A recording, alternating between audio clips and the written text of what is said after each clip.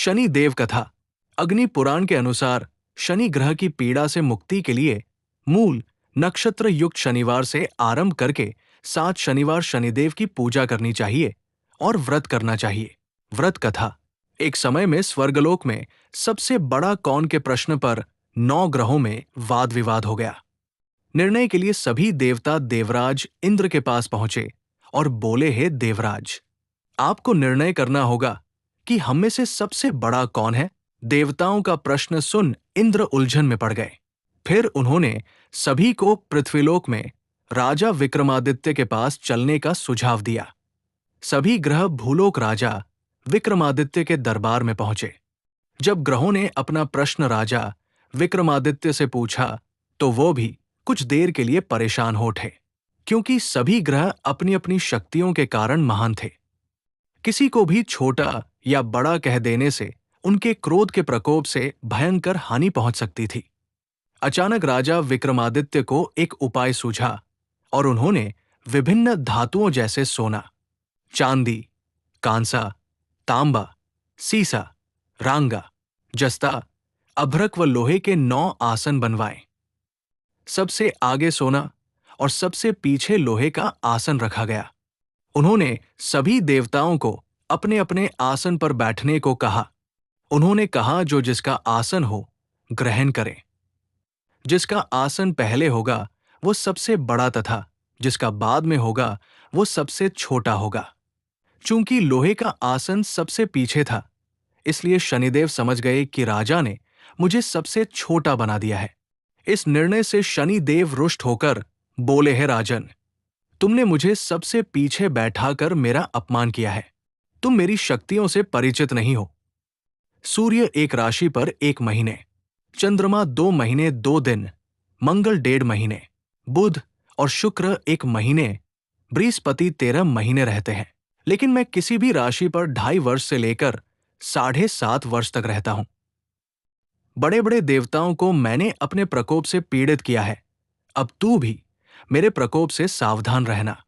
इस पर राजा विक्रमादित्य बोले, जो कुछ भाग्य में होगा देखा जाएगा। इसके बाद अन्य ग्रहों के देवता तो प्रसन्नता के साथ चले गए, परंतु शनिदेव बड़े क्रोध के साथ वहां से विदा हुए।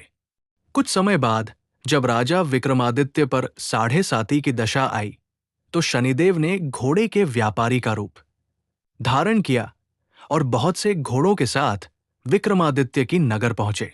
राजा विक्रमादित्य उन घोड़ों को देखकर एक अच्छे से घोड़े को अपनी सवारी के लिए चुनकर उस पर चढ़े। राजा जैसे ही उस घोड़े पर सवार हुए, वह बिजली की गति से दौड़ पड़ा। तेजी से दौड़ता हुआ घोड़ा राजा को दूर एक जंगल में ले गया और फिर वहां राजा को गिराकर गायब हो गया। राजा अपने नगर लौटने के लिए जंगल में भटकने लगा, पर उसे कोई रास्ता नहीं मिला। राजा को भूख प्यास लगाई। बहुत घूमने पर उन्हें एक चरवाहा मिला। राजा ने उससे पानी मांगा। पानी पीकर राजा ने उस चरवाहे को अपनी अंगूठी दे दी और उससे रास्ता पूछकर जंगल से निकलकर पास के नगर में चल दिए। नगर पहुंचकर राजा एक सेठ की दुकान पर बैठ गए। राजा के कुछ देर दुकान पर बैठने से सेठ की बहुत बिक्री हुई। सेठ ने राजा को भाग्यवान समझा और उसे अपने घर भोजन पर ले गया। सेठ के घर में सोने का एक हार खूंटी पर लटका हुआ था। राजा को उस कमरे में छोड़कर सेठ कुछ देर के लिए बाहर चला गया। तभी एक आश्चर्यजनक घटना घटी। राजा के देखते देखते खूंटी सोने के उस हार को निगल गई।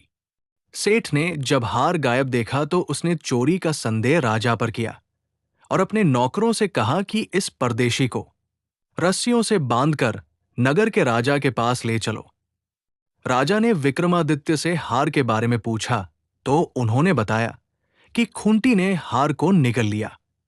इस पर राजा क्रोधित हुए और उन्होंने चोरी करने के अपराध में विक्रमादित्य के हाथ पांव काटने का आदेश दे दिया।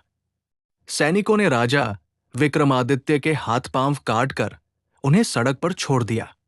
कुछ दिन बाद एक तेली उन्हें उठाकर अपने घर ले गया और उसे कोल्हू पर बैठा दिया। राजा आवाज देकर बैलों को हाँकता रहता।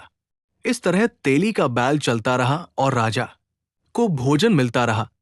शनि के प्रकोप की 7.5 पूरी होने पर वर्षा ऋतु प्रारंभ हुई। एक रात विक्रमादित्य मेघ मल्हार गा रहा था। तभी नगर की राजकुमारी मन भावनी रथ पर सवार उस घर के पास से गुजरी। उसने मल्हार सुना तो उसे अच्छा लगा और दासी को भेजकर गाने वाले को बुला लाने को कहा। दासी लौटकर राजकुमारी को अपंग राजा के बारे में सब कुछ बता दिया।